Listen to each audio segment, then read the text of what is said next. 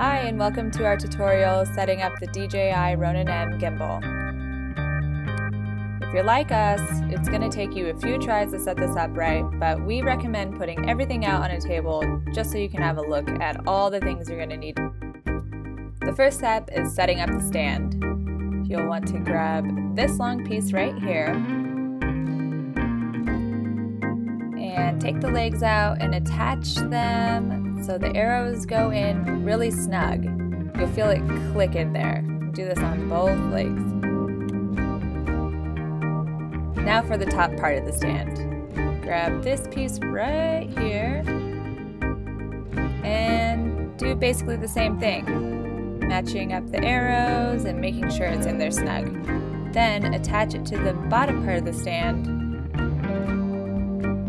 Once it's clicked in there, you'll want to screw it on tight. And now assembling the gimbal. First you'll want to grab this guy right here, and then these two poles right here, and connect them. There's one on each side and you just screw it on tight. Then you'll grab these two handles here.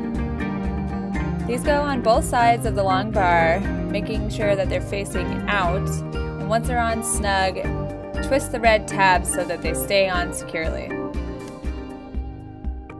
Once you've done all that, this is what your gimbal stand and the top of your gimbal should look like so far. With two hands, grab this part of the gimbal.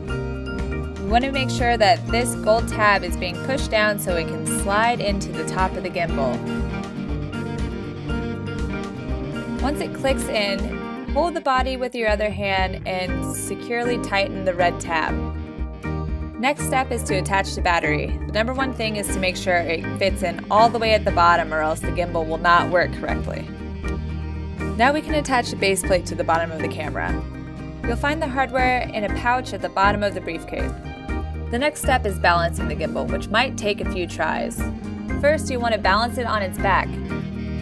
Then you'll want to move it left to right, and then front to back. Once it seems pretty stable, you'll want to power it on. This is where it calibrates. If you've done everything right, it's time to start shooting and learning how to use the remote. Even though it's frustrating to set up the first time, the gimbal is a really awesome tool to use once you get the hang of it.